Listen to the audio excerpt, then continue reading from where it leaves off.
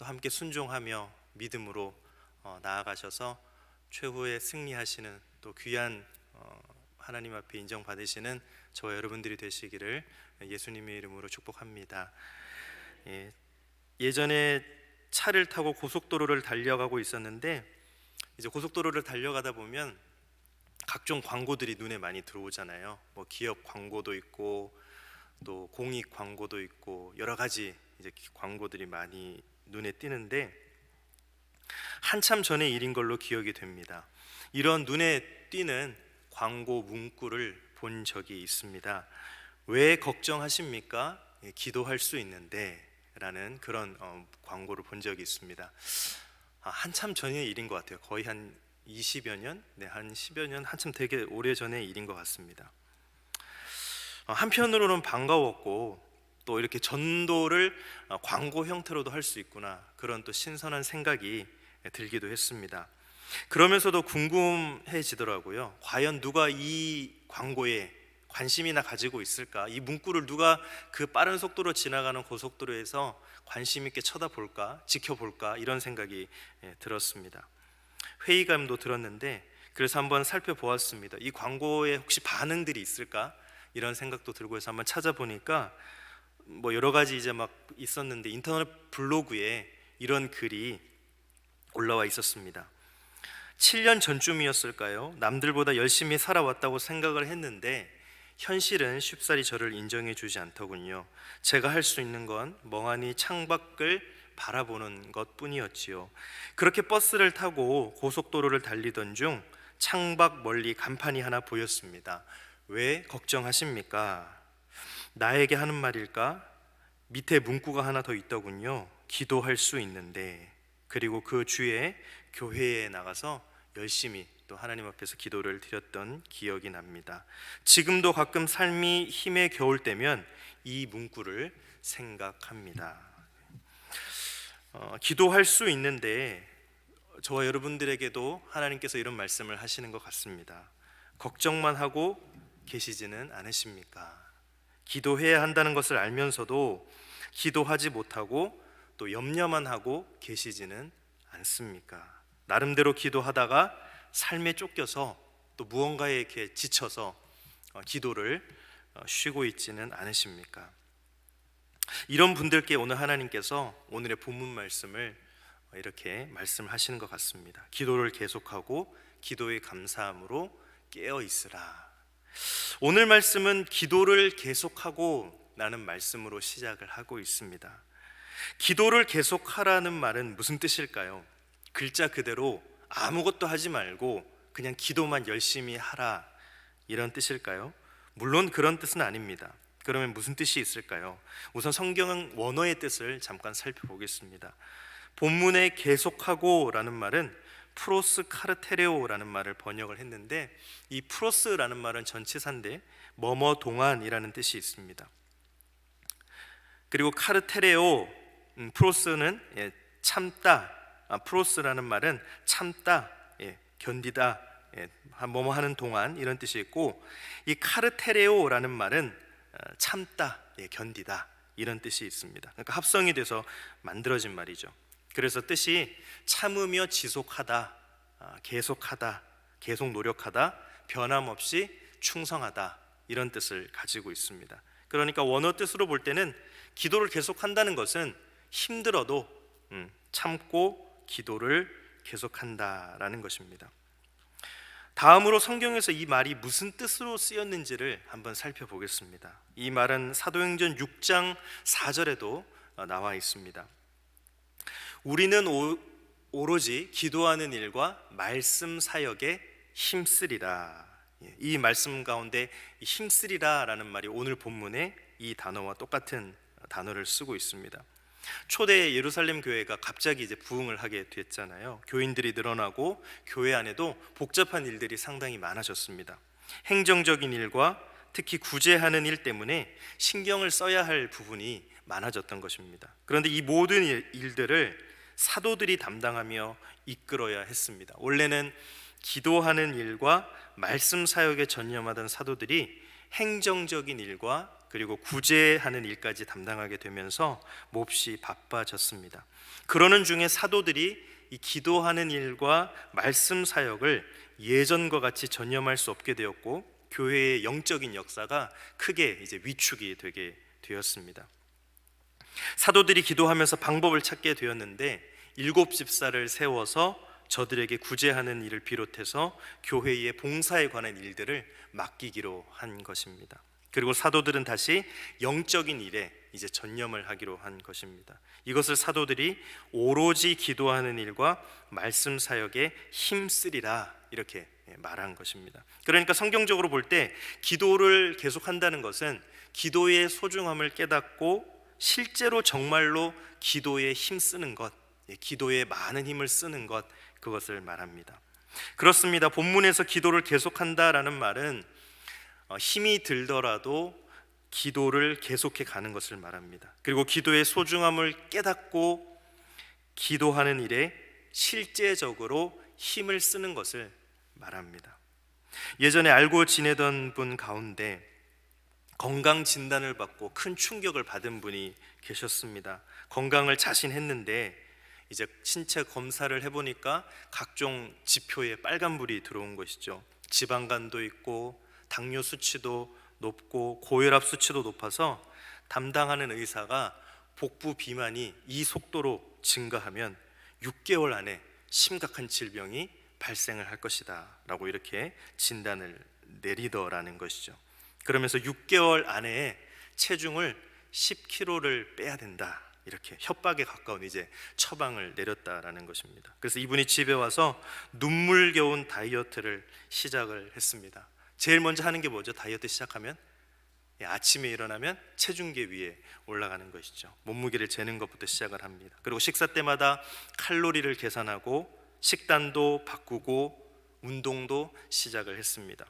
출근할 때는 차를 두고 걸어서 출근을 했습니다. 정말로 체중이 이제 빠지기 시작을 했던 것입니다. 그래서 매주일 저한테 오셔가지고 자랑스럽게 이제 막 얘기를 하시는 거예요. 목사님, 저 이번 주에 1kg 뺐습니다. 목사님, 이번 주에 저는 0.5kg 뺐습니다. 이렇게 막 얘기를 하시는 거죠. 제 눈에 참 안쓰러웠습니다. 제 마음에 그런 생각이 들더라고요. 아, 참 애쓰신다, 고생하신다, 이런 생각이 들었습니다. 그런데 생각을 해보니까 남을 걱정할 때가 아니었습니다. 그 걱정은 저를 위해서 해야 했던 것이죠. 그래서 저도 안 되겠다, 이렇게 살이 찌다가는 나도 6개월 안에 의사로부터 이런 진단을 받을 수 있겠다, 이런 생각이 들어서 새벽 기도가 끝나고 색강을 따라 열심히 걷기 시작했습니다. 뭐 눈이 오든 비가 오든 매일 열심히 걷기 시작을 했습니다. 너무 열심히 걸었는지 나중에는 고관절이 너무 아파가지고 병원에 갔더니 살을 빼지 말고 그냥 가만히 계시라고 의사가 그렇게 얘기를 하더라고요. 그래서 병원비만 날려버린 그런 아프고 쓰라린 경험이 있습니다. 사랑하는 성도 여러분, 여러분도 다이어트 때문에 아마 여기 계신 분 중에 한두 분 빼놓고는 다 다이어트를 해보셨을 겁니다. 이렇게 다이어트 때문에 애를 써보신 일이 있으시지요? 그런데 생각을 해보니까 기도 때문에 이렇게 애를 써본 적이 있나, 그런 생각이 들었습니다. 육체적인 일 때문이 아니라 영적인 일에 이렇게 애를 써본 적이 있나, 저 자신에게 질문을 하게 되었습니다. 사도 바울이 디모데전서 4장 7절 8절에서 이렇게 말씀을 합니다. 우리 한번 같이 읽어볼까요? 시작. 망령되고 허탄한 신화를 버리고 경건에 이르도록 내 자신을 연단하라. 육체의 연단은 약간의 유익이 있으나 경건은 범사에 유익하니 금생과 내생의 약속이 있느니라. 아멘. 우리가 다이어트 때문에 살을 빼기 위해서 이렇게 애쓰는 일도 유익하지만 영적인 일 때문에 애쓰는 일은 비교할 수 없을 정도로 크게 유익하다라는 말씀을 하고 있습니다. 특히 오늘 본문은 우리에게 기도하는 일에 힘쓰라라고 이렇게 권면을 하고 있습니다.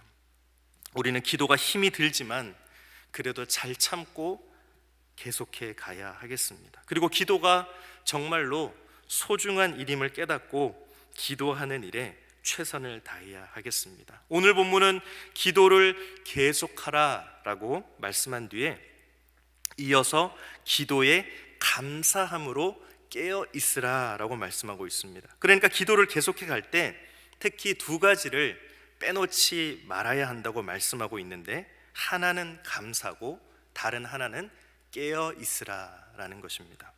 우선 본문은 우리가 기도할 때 감사를 빼놓지 말라라고 말씀하고 있습니다. 그러면 기도할 때 왜 감사가 중요할까요? 먼저는 감사가 기도의 문을 여는 열쇠와 같기 때문입니다. 사실 기도는 누구나 다 하고 있는 것처럼 보입니다. 타 종교를 믿는 사람도 기도를 하는 것처럼 보입니다.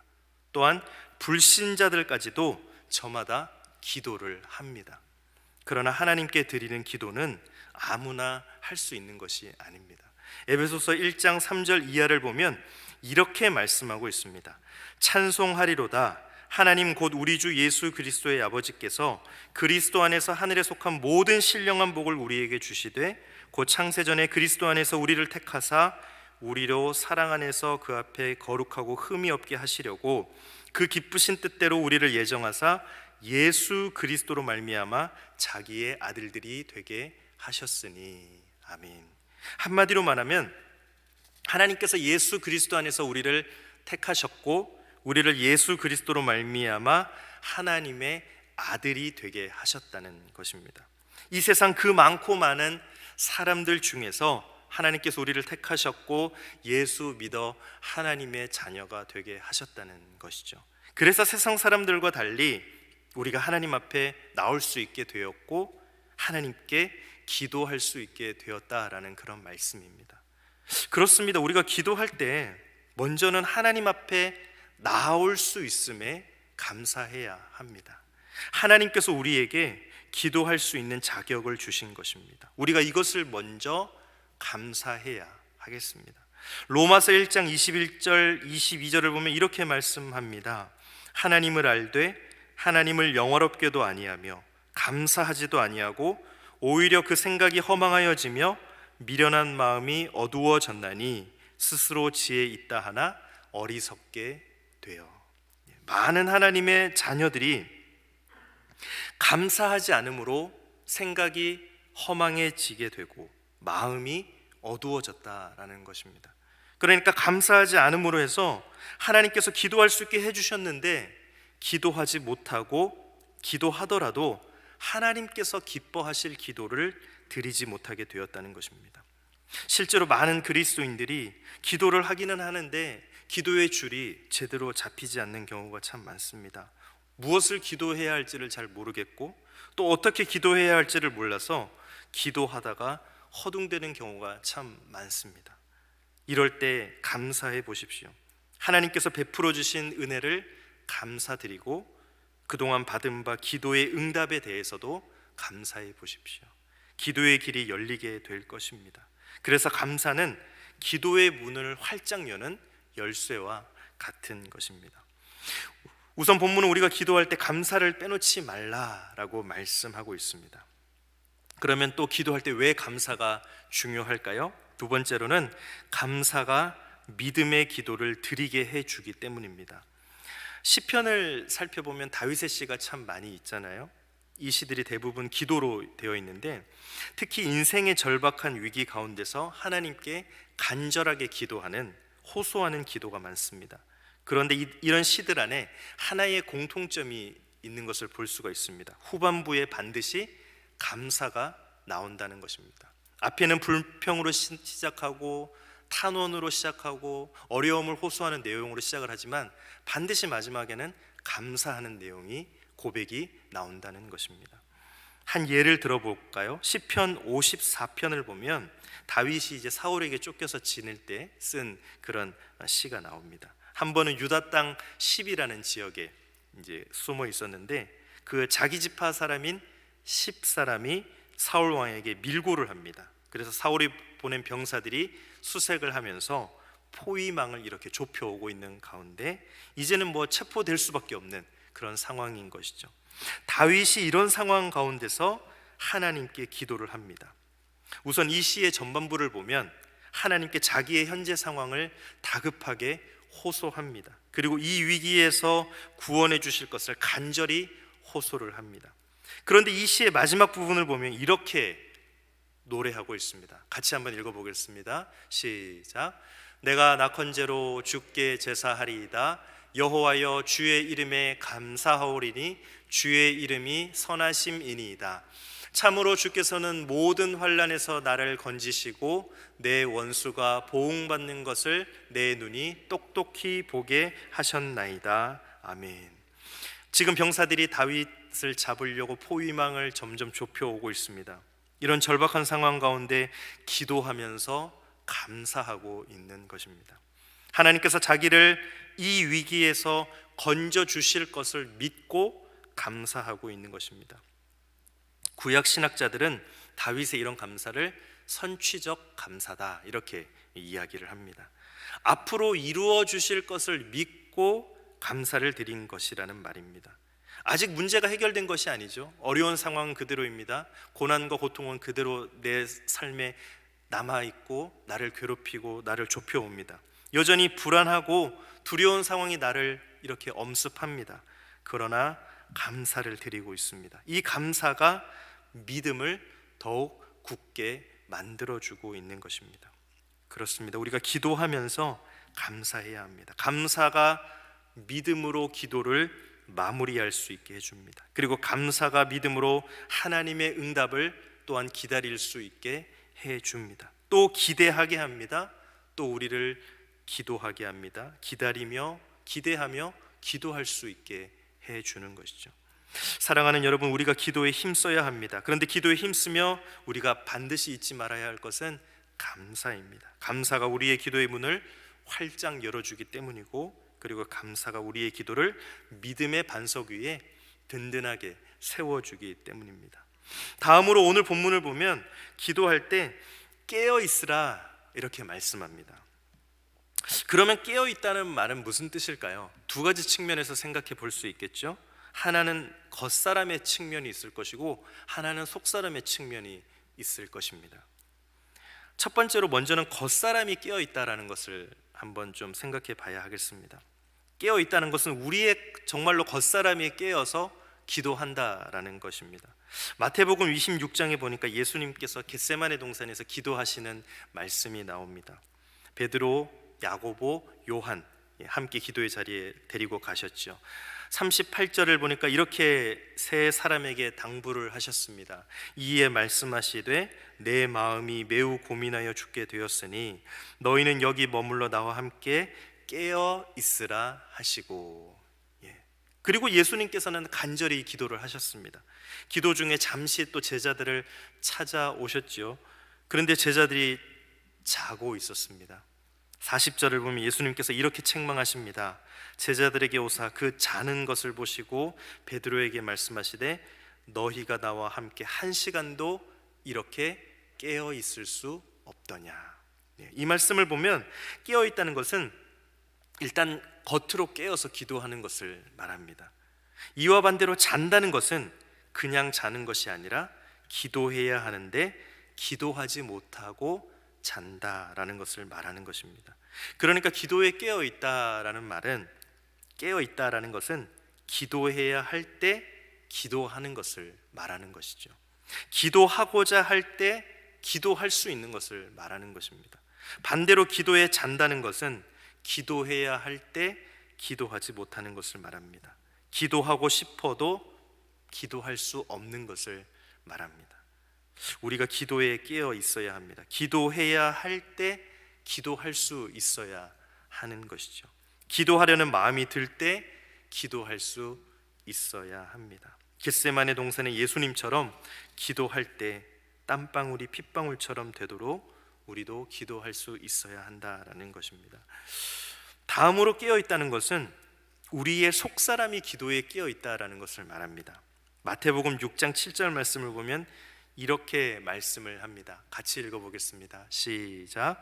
또 기도할 때에 이방인과 같이 중언부언하지 말라. 그들은 말을 많이 하여야 들으실 줄 생각하느니라. 아멘. 기도할 때 중언부언하지 말라고 말씀을 하십니다. 우리가 기도할 때 중언부언할 때가 있습니다. 쓸데없는 소리를 반복하고 시간을 보내기 위해서 했던 말을 또 하고 반복하는 경우가 있죠. 집중해서 하나님께 마음을 다해서 기도하지 못하기 때문입니다. 바로 이런 것이 속사람이 기도에 깨어있지 못한 것이죠. 야고보서 4장 3절을 보니까 이렇게 말씀을 합니다. 구하여도 받지 못함은 정욕으로 쓰려고 잘못 구하기 때문이라. 기도할 때 우리가 정욕을 따라 기도하면 응답받지 못하게 되고, 그리고 이것이 잘못된 기도라는 말씀입니다. 왜 이렇게 정욕에 따라 기도하게 되는 것일까요? 우리의 속사람이 영적으로 깨어있지 못하기 때문입니다. 우리의 속사람이 깨어있으면 영을 따라, 성령을 따라 기도하게 되고, 그래서 하나님의 뜻을 따라 자연스럽게 기도가 할 수 있게 됩니다. 그러나 우리의 속사람이 깨어있지 못하면 마귀의 미혹에 넘어지게 되고, 그래서 정욕을 따라 기도하게 됩니다. 우리가 기도할 때 속사람이 깨어 있어야 하겠습니다. 그래야 마귀의 방해를, 사단의 방해를 떨쳐버리고 올바른 기도를 드릴 수 있게 됩니다. 좀 전에 말씀드렸던 마태복음 26장 41절에서도 이렇게 말씀합니다. 시험에 들지 않게 깨어 기도하라. 마음에는 원이로되 육신이 약하도다 하시고. 여기서도 깨어 있다라는 것은 무슨 뜻일까요? 이 말은 비유적인 표현입니다. 졸지 않고 자지 않고 깨어 있는 것처럼 영적으로 깨어 있어라, 그런 말씀입니다. 그래서 우리는 이 이야기 속에서 두 종류의 사람을 봅니다.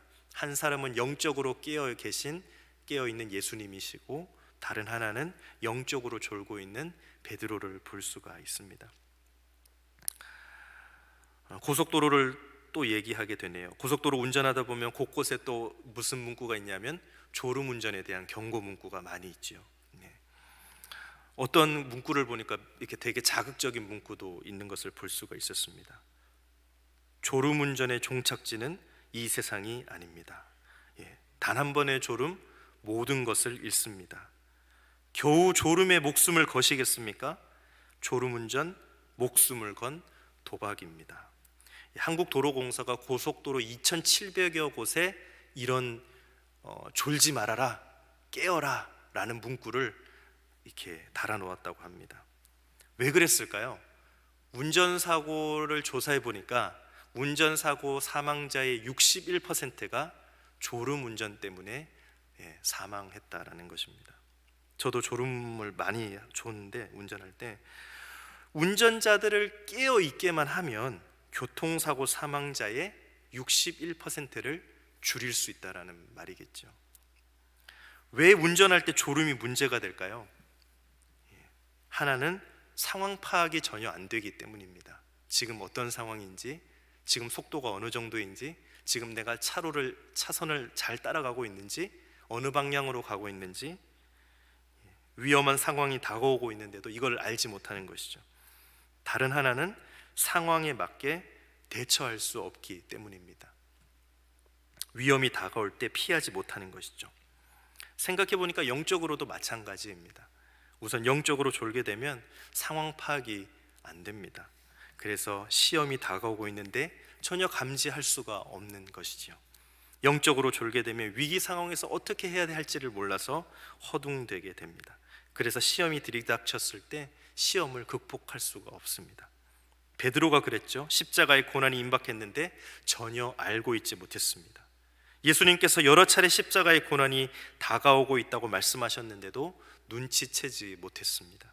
깨어 기도하라는 예수님의 말씀을 듣고도 기도하지 못했고 십자가의 위기가 닥쳤습니다. 베드로는 허둥댔고 예수님을 3번이나 부인하고 말았습니다. 그리고 십자가 곁에 서지 못하고 숨었고, 이 모든 일의 근원은 베드로가 영적으로 깨어 있지 못했기 때문입니다. 영적으로 졸았기 때문입니다. 오늘도 마찬가지입니다. 저를 포함해서 많은 분들이 영적으로 깨어 있지 못하다가 시험이 다가오고 있는 것을 감지할 수 없습니다. 시험이 들이닥칠 때 어찌할 바를 몰라서 허둥댑니다. 그러다 시험이 들고 큰 낭패를 봅니다. 특히 중요한 것은 영적으로 깨어 있지 못하면 우리가 기도할 수 없다는 것입니다. 왜 기도해야 하는지, 또 무엇을 기도해야 하는지 알지 못합니다. 그리고 간절하게 기도하지 못합니다. 그래서 우리는 영적으로 졸지 말고 깨어 있어야 하겠습니다. 그동안 기도를 멀리 했던 분들, 또 기도를 하다가 잠시 쉬고 계셨던 분들, 다시 기도의 자리로 달려 나오시기 바랍니다. 또 기도할 때 감사함으로 시작하시고 또 기도할 수 있음에 감사하시기 바랍니다. 또 응답해 주실 것을 믿고 감사하시기 바랍니다. 그리고 기도할 때에 깨어 있으시기 바랍니다. 겉사람이 깨어서 기도의 자리를 지키시고, 그리고 속사람이 깨어서 참된 기도를 드리시고, 그리고 기대하며 또 기다리며 기도하시는, 그래서 영적 기도의 승리를 맛보시는 우리 모든 성도님들이 되시기를 예수님의 이름으로 축복합니다. 아멘. 우리 시간 함께 찬양하고 기도하겠습니다.